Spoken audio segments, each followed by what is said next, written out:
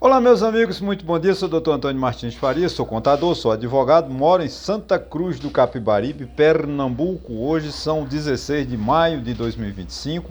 Meu muito obrigado a Deus por estar vivo. É você, meu amigo, minha amiga, meu irmão, minha irmã, meu irmão que dá um like, seu dislike, faz comentário no meu canal. Muito obrigado mesmo. Obrigado aos 634 inscritos no meu canal, estou muito feliz. Obrigado também às 25 pessoas que visualizaram o meu último vídeo. Muito baixo. Eu estou assustado, com muitos inscritos e poucas visualizações. Significa que eu não estou acertando o tom da minha política. Mas eu quero esse eixo, né? É um eixo menos partidário, menos personalíssimo, em cima de um governo, em cima de um ex-governo. Eu quero ver se eu foco assuntos que são de interesse de todos, né? E hoje eu falo assim, precatório, solução urgente. Gente, os títulos de precatório são títulos que o governo, quando perde uma ação no judiciário, ele tem que o Procurador-Geral da República, né, defende a ação, mas a Advocacia Geral da União, a Procuradoria defende a ação, mas não consegue vencer porque não tem jeito, e aí o governo é condenado e ele tem que pagar a indenização ou restituir alguns valores que cobrou indevido. Então, aí o presidente do tribunal, no final, todo mês de abril de cada ano, né, ele não precisa de uma data precisa, envia para a Procuradoria, para as fazendas, né, o Ministério da Fazenda, a quantidade de precatória total de despesas, né, de precatório de títulos que o governo tem que pagar até o ano seguinte. Ou seja, em abril desse ano ele enviou, a Justiça, os tribunais mandaram para o Judiciário, para o Ministério da Fazenda, a lista de o valor que eles têm que pagar até dezembro de 2026. Isso é muito alto, tem sido uma conta muito alta, né? O Ministério da Fazenda pretende resolver a questão dos precatórios, títulos que o governo tem de pagar, né, quando perde uma ação judicial, até abril do ano que vem, quando é obrigado a enviar ao Congresso Nacional as bases do orçamento de 2027. Antônio, tu está se antecipando ao orçamento de 2027? Não, é porque a gente trabalha com 2 anos mesmo. A administração pública ela prevê daqui a 2 anos. Então, em 2027, como tem que entregar a base, a estrutura do que ele vai gastar em 2027, então ele já quer resolver. Por quê? Porque no governo Bolsonaro, ele, através de uma emenda constitucional, ele resolveu dar uma espécie de calote. A palavra calote é muito forte, mas foi isso. Ele deixou de pagar uma quantidade enorme de títulos e para poder sobrar dinheiro para ele fechar o caixa, para poder ter o superávit ou o déficit que era permitido no arcabouço fiscal daquele ano. E o total de precatório só vai ser pago 100% a partir de 2027. No governo Lula também continua a mesma situação. O Supremo Tribunal Federal permitiu que o governo Lula continuasse fazendo as mesmas regras. Então é o seguinte, por exemplo, de 3 de abril de 2024 a 2 de abril de 2025, a Justiça enviou, né, ou emitiu 69,7 bilhões de reais que o Ministério da Fazenda, que o governo tem que pagar até 2026, até 31 de dezembro de 2026. Desse valor, o governo está pagando, o governo pode deixar de pagar 25 bilhões de reais. Ele paga, mas não entra na conta. Ou seja, o governo vai pagar desses 79 bilhões, ele vai pegar 25 bilhões e vai dizer, esses 25 bilhões não entram na conta. Eu pago, mas não entro no orçamento. Então, para não dar um déficit. Na verdade, ele gastou 79 bilhões e não 55 bilhões, né? Como é o previsto. A partir de 2027, o total ele vai ter que pagar 100%, e que isso dá em torno de 115 a 120 bilhões, segundo estudos, relatório do Ministério do Planejamento. Então, uma despesa muito grande, né? O governo tem que encontrar uma solução para isso. Porque eu não concordo que todo final de ano uma emenda constitucional para resolver o problema do orçamento, porque o governo gasta mais do que arrecada, E ele não tem, né? Se o governo mantiver o mesmo padrão, ele for pagar o total de precatórios, falta 10 bilhões de reais. Faltará 10 bilhões de reais, ou seja, a estimativa de receita não cobre o total das despesas que o governo tem que pagar em 2027. Não vamos esquecer que em 2027 é um novo governo, a gente não sabe quem será o candidato vencedor, é um novo orçamento, é uma nova história, né? Apesar da lei de diretriz orçamentária, a LDO vai se manter até 2 anos, né, do governo, do futuro governo, até 2028, por isso que tem que ser mandado o ano que vem, em abril de 2026, o governo vai mandar a LDO, o projeto de LDO, com essa solução dos precatórios definido. Porque não pode deixar chegar em 2027 e o governo não poder investir em nada, porque a Receita vai faltar 10 bilhões para pagar as despesas obrigatórias do Estado. Isso é muito preocupante. Isso é muito preocupante. E o Brasil já está entrando num colapso financeiro. Não é difícil disso. Porque 92% da receita está comprometida com as despesas obrigatórias. Sobra o quê? 8% para que o governo gaste em saúde, em educação, em projetos de infraestrutura, né, de investimento, que o governo, são o chamado de despesas de investimento, que traz benefícios para a população como um todo. Mas ele está comprometido em pagar a despesa, ou seja, o Estado é muito caro, o Estado é burocrático, o Estado corrupção. Você vê hoje o Tribunal de Contas está rejeitando, né, anulando uma licitação do Ministério da Cultura, porque está subfaturado. Isso, infelizmente, acontece na esfera estadual, esfera municipal, esse subfaturamento, essa bagunça. Só veio a questão do INSS, né? O que foi o desastre do INSS desde 2016, 2017, que há essa sangria, né? Roubando o povo aposentado, e o governo só foi notar agora no final de no terceiro trimestre, no primeiro trimestre de 2025.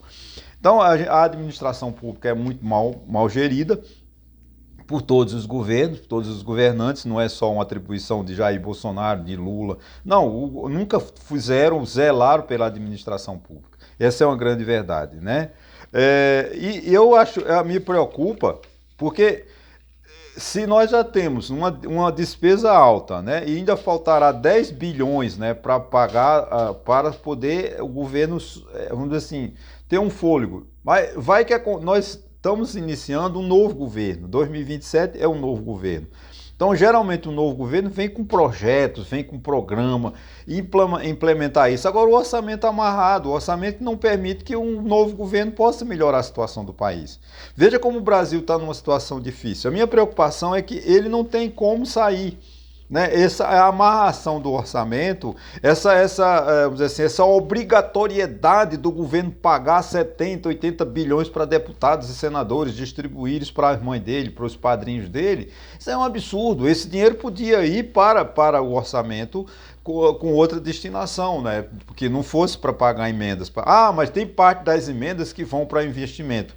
Tá, eu concordo, parece que tem parte das emendas que tem obrigatoriamente e vão para o PAC, né? Eu até entendo, mas não dá, então tem muita coisa,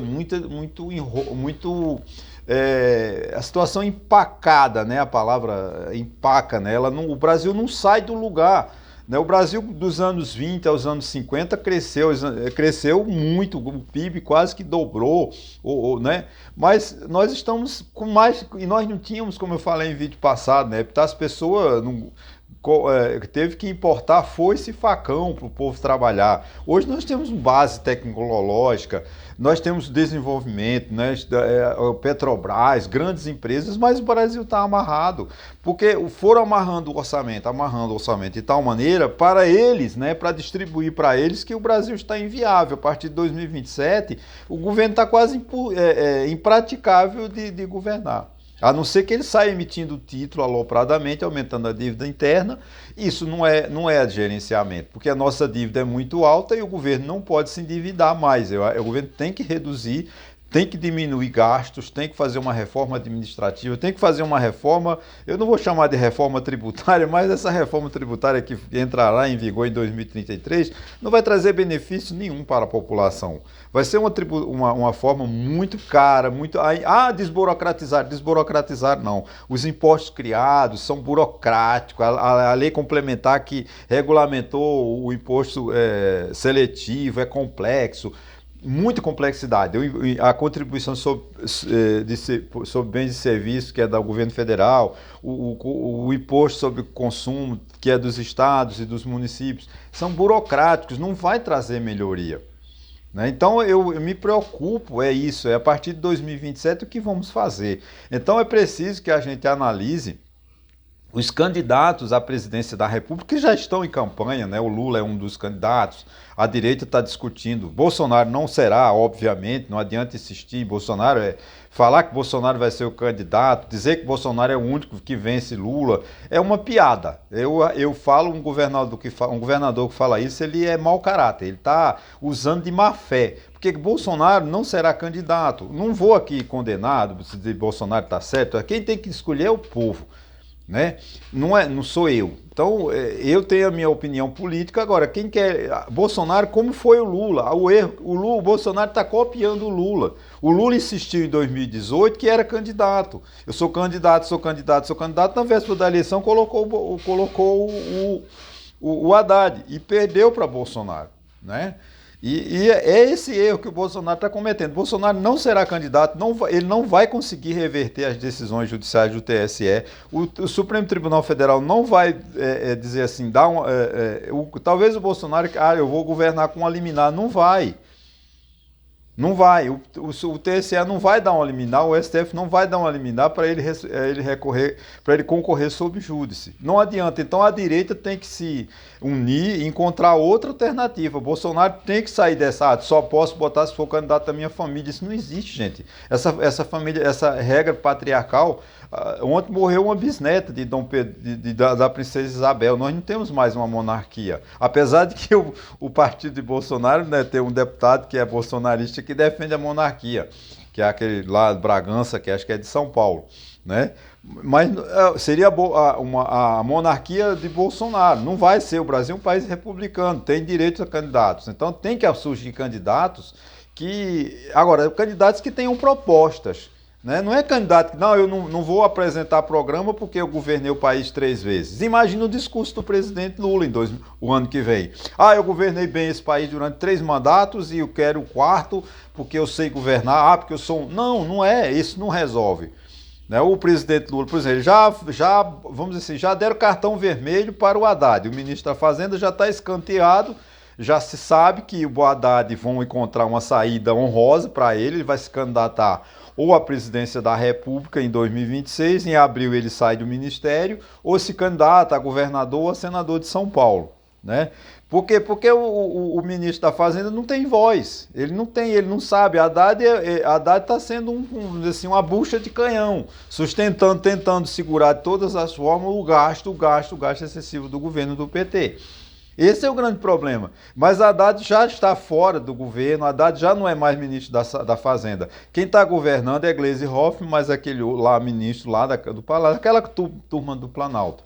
Né? Que eles já arrumaram uma situação honrosa para ele. Estou contra? Não, eu torço pelo Haddad, problema do povo de São Paulo que o elegeu. Assim como é o problema de São Paulo que elegeu lá a Carla Zambelli. É o problema de São Paulo. Né, dá 800 mil votos a uma deputada que ela não sabe, ela vai sair correndo com a arma de fogo no meio da rua, tentando matar uma pessoa, ou então contrata um hacker para forjar, né, uma decisão no Conselho Nacional de Justiça admitindo que o próprio ministro do STF decretou a prisão dele próprio. Né? Isso é crime, não adianta. Se o governo Bolsonaro, se Bolsonaro tivesse sido eleito, ela estaria tranquila, porque o Bolsonaro não ia investigar, não ia processar, porque ela era protegida. Como o Bolsonaro lamentavelmente perdeu, ela está sofrendo as consequências. Mas se eu for preso eu vou morrer. Por que não pensou antes? Né? Então, realmente a gente precisa de melhorar a qualidade política. E essa questão do orçamento parece que não é substancial, mas é muito importante. Porque, gente, o que acontece? Quando o governo emite muita despesa em precatório, como 69 bilhões, que foi o de 2022, 2024 a 2025, 79 bilhões e 700 milhões de reais. Governo mal gerenciado, é o governo que cobra errado, o governo que cobra de má fé, é o governo que interpreta errado a lei. né? O governo que é negligente, o governo que é omisso, isso é falta de boa administração. O número de precatórios deveriam reduzir-se muito, porque se o governo tivesse uma sensibilidade, porque quando você cria um imposto, você tem que fazer uma análise da Constituição, fazer uma análise técnica, uma análise substancial, uma análise social, uma análise fiscal. Não é simplesmente publicar uma lei e pronto, vamos embora. Como foi a questão do PIX? Eles publicaram uma resolução, vamos fazer isso. Aí não avisaram a ninguém. Quando o PIX agora vai ser investigado, foi a confusão que foi. Porque o governo não pensa, o governo... Apesar da portaria, da resolução que mandava fiscalizar, o PIX era boa, eu não estou aqui criticando, mas isso é desastre de governo, né? Mas essas questões aqui de 79 bilhões de reais, nós não podemos atribuir a Lula nem a Jair Bolsonaro, porque isso deve ser lá de 2013, 2014, porque uma decisão judicial, quando chega aos tribunais superiores, leva uma média de 10 a 15 anos.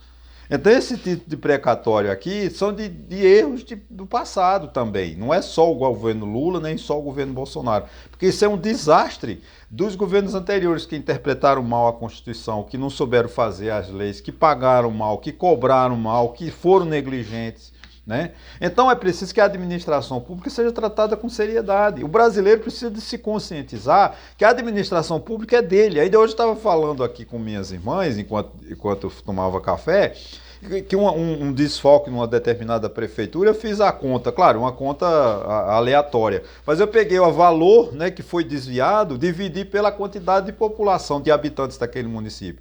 Dava R$ 125 para cada pessoa daquele município. Imagine se esses R$ 125 fosse da casa de um pobre. Ele comprava 1 quilo de carne, acho que não dá 1 quilo de carne, porque carne é muito caro, né? Mas aí ele compraria, sei lá, 1 quilo de café, 5 pacotes de macarrão, 5, 6 ou 10 quilos de arroz. Mas infelizmente foi para uma só pessoa desse município, né? E essa pessoa fica rica. Isso está nos autos do Tribunal de Contas, eu não estou inventando, tá? É um relatório, não me lembro aqui de ano, mas eu li esse relatório lá, um processo do Tribunal de Contas de Pernambuco. E aí como tem por exemplo, pega esses 6,9 bilhões que foram desviados do INSS, divide pela quantidade de aposentados, 40 milhões, vão quanto dá? Quer dizer, eles roubaram de todos os aposentados, não foi só daqueles que descontaram, né, que foram roubados literalmente. Por exemplo, eu sou aposentado e não fui, graças a Deus eles não pegaram a minha conta. Mas pode pegar amanhã, amanhã inventar lá uma associação maluca e começar a cobrar da minha aposentadoria. Eu vou brigar, tá? Agora, os aposentados que ganham salário mínimo, eles não sabem usar o celular, como eu falei em vídeo passado. Mas o governo Lula está agindo certo, porque agora, se ele não tem um celular, ele pede para um parente, para um amigo. Gente, isso é humilhação, né? A situação do aposentado, essa questão da devolução, a humilhação que o governo está fazendo do aposentado. Ele tem que passar senha para desconhecido, ele tem que implorar para que a neta, que o filho, às vezes ele não se dá com a neta, não se dá com o filho. Olha o constrangimento, ele tem que pedir auxílio de terceiros estranhos. O que vai acontecer para ele recuperar R$ 45 que levaram desde 2019 da conta dele? Isso é uma vergonha o que o governo faz, isso é administração ruim. Mas, infelizmente, a gente não tem essa noção, né? O povo brasileiro não tem essa noção. Então, a gente precisa votar melhor. Votar melhor. Em 2026 tem eleições para presidente da República, para governador, para deputado estadual, deputado federal. Votar melhor e questionar a situação do orçamento. Tá? A partir de 2027, o governo não tem que pagar as contas, porque ele vai ficar devendo 10 bilhões por questões do valor dos precatórios. Então o governo vão encontrar uma solução? Claro que vão. Quando chegar ao final do ano que vem, eles vão fazer uma emenda constitucional e vão lá autorizar o presidente a gastar mais de 200 bilhões, como fizeram no início do governo Lula, né, que autorizaram ele gastar mais não sei quanto e fizeram o arcabouço fiscal que não serve mais para nada. O tal chamado arcabouço fiscal acabou, né, porque nem o governo cumpriu em nenhum ano desse, né. É como a meta da inflação de 3%. Acho que desde que inventaram em 91, 99, até hoje a meta, se atingiu a meta foi 4 ou 5 anos. O resto tudo fora da meta, porque o governo não diminui gastos. E para inflação baixa só tem um jeito.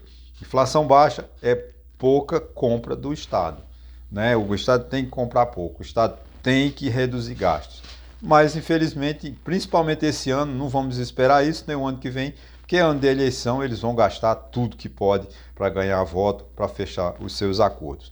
Se você chegou até aqui, meu muito obrigado e se inscreva no meu canal. Estou com 634 inscritos, estou muito feliz. Preocupado com o baixo número de visão, tá? Porque quando você tem 634 inscritos, a visualização devia ser na média de 100. Eu estou achando que é muito bolsonarista se inscreveu no meu canal, achando que eu ia falar bem de Bolsonaro. Eu não falo bem nem de Bolsonaro, nem de Lula. Quando eles errarem, eu critico. Quando eles acertarem, eu elogio. Mas, infelizmente, nem o governo Lula, nem o governo Bolsonaro, no momento, tem alguma coisa que a gente possa elogiar. Ah, mas a economia do Lula está bem. Tá, o país está se arrastando, a economia não cresce desde 1980. Crescer 3%, ter superávit na balança comercial, vender muito para a China, isso não quer dizer nada, né? O que a gente está vendendo para a China é vender matéria-prima, matéria bruta. A gente não tem indústria para transformar o óleo, a soja em óleo, a mamona em combustível para avião. Se tem é muito pouco. Então a gente vive aí o agronegócio. Ah, o agronegócio é bom? É. Mas o agronegócio está mandando milho, arroz, feijão para a China e soja. E deixando o mercado interno, nós não temos abastecimento, né? Aqui em Santa Cruz de Capibaribe, os supermercados são horrorosos, não tem abastecimento, não tem frutas, não tem legumes, não tem nada que preste. Onde você vai no supermercado é o resto, é o lixo que vem para Santa Cruz de Capibaribe, infelizmente. Tá ok, gente? Então a gente precisa de pensar esse país, não é só no exportar soja, não é só exportar minério de ferro, isso não é política. Ah, vamos esperar os 27 ou 28 bilhões que a China prometeu investir no Brasil. Tomara que invista em projetos que realmente melhorem as condições do povo. Porque fazer porto, fazer aeroporto não vai resolver nada.